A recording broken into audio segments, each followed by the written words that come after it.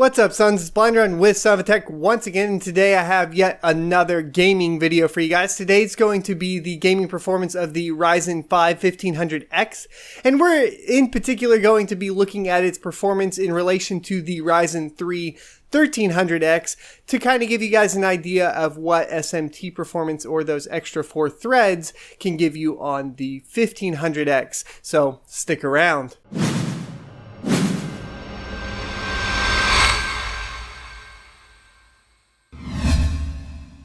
The test bench is pretty simple. It's sitting right here behind me. It has a Gigabyte Mini ITX motherboard. There's only one of them. You can go look up the exact part number in the description below if you want to purchase one yourself. This is the same motherboard I used to test the 1300X in, so you should be good there. And if you haven't checked out the 1300X versus the i3 6100, check it out up here. Now, to give you guys an idea of the GPU, it's just going to be a GTX 1063 gigabyte for a couple reasons.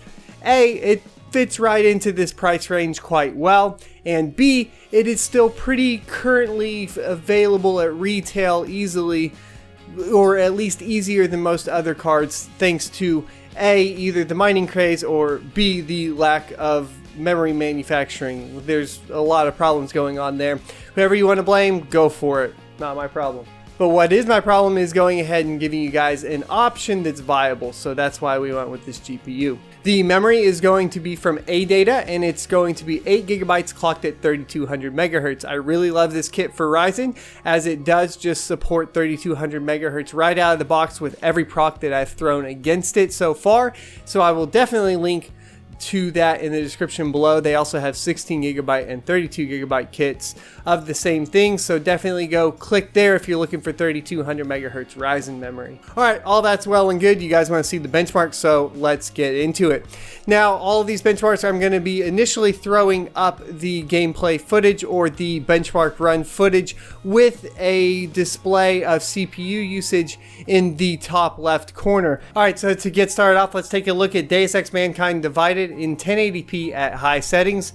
The reason we didn't go with very high settings is because this game is very demanding and would require more VRAM than the GPU actually has. That being said, the mins here are going to be a little off just because we did use the built-in benchmark, and I believe it's an absolute minimum, meaning that's why you see this kind of offsetting of the 1300X coming out with a win over the 1500X on the minimum with 39 frames per second. However, that doesn't seem to stay true once you start getting into average frame rates. This was a very smooth experience throughout the benchmark, and the 1500X maintained 48 frames per second throughout, which is pretty impressive. However, it's not really enough to justify the purchase of the 1500X over the 1300X. However, that is about to change here. And it's going to change with a game that a lot of you play. It's going to be GTA 5. And as we hop in here, you'll see a huge difference as GTA 5 is able to utilize all 8 threads. And you'll see this mainly in the average and max frame rates, but the big one here is the average FPS, where the 1500X averages 112, while the 1300X goes down all the way to 87 on the minimum. Now, this is at 1080p with very high settings. This is pretty impressive stuff and could justify bumping you up to a 1500X over a Ryzen 3 proc. This continues with PlayerUnknown Battlegrounds, which is yet again another popular title with gamers right now, and we are seeing a huge bump in min FPS, which is going to be the bottom 1%, and that's going to be a bump from 24 frames per second on the 1300X to 45 frames per second on the 1500X. That alone is worth the purchase of an 8-threaded processor.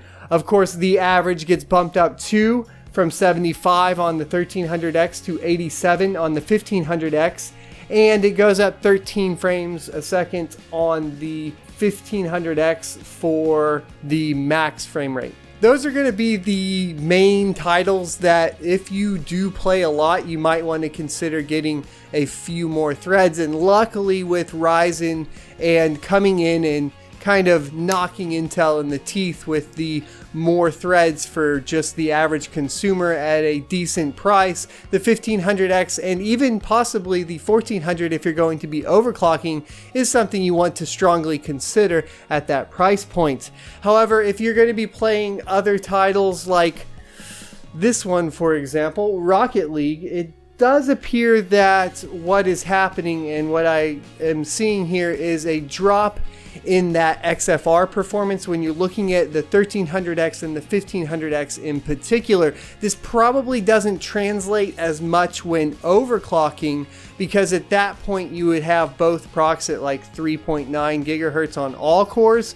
But when XFR becomes a factor, the stronger single thread performance of the 1300X, thanks to SMT being disabled, shows performance gains in games like Rocket League, where the 1300X was able to maintain a much higher min at 213 frames per second with a higher average at 240, meaning yes, a 240 Hz 1080p monitor, which do exist now and are relevant in the esports scene, would be playable and look very good on the 1300X and better than the 1500X, only at stock settings. Let me clarify once again, as we do have drops on the average to 229 frames per second on the 1500X.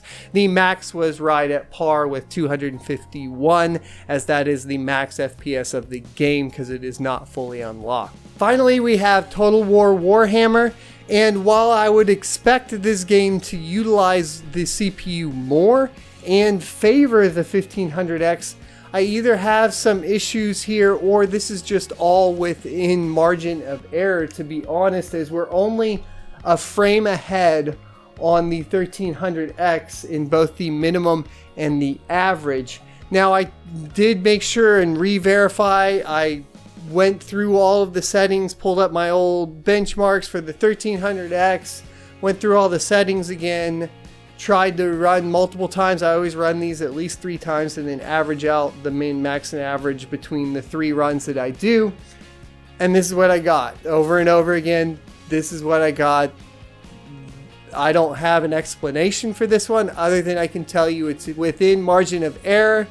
And it doesn't appear that Total War Warhammer in particular is able to utilize the SMT of the 1500X. That's going to wrap it up for the 1500X versus the 1300X. In my humble opinion, I think the 1500X or a Ryzen 5 with 4 cores and 8 threads is worth the step up if you can afford it, at least in this gaming scenario, because of 2 of the most popular games currently being played, that being GTA 5 and PlayerUnknown Battlegrounds, get huge improvements with it. That being said, the Ryzen 3 is a strong contender, and if you're only gaming with very little multitasking in the background, you're not going to see much of a difference, especially if you push the if you push the game to being GPU bound like we saw with Total War Warhammer. This could also be done with Deus Ex Mankind Divided if you bump the settings up to the highest. And the other titles, not so much though, not so much. As far as the Rocket League thing, you can counteract that performance essentially by overclocking either processor. Thanks for watching. Be sure to like, comment, and subscribe down below. Let me know what you guys think of this, and I hope to see you guys around in the comment section. Be sure to check out the Discord on the website at sonofatech.com, and we will hopefully see you there. Until next time, I will see you next Tuesday.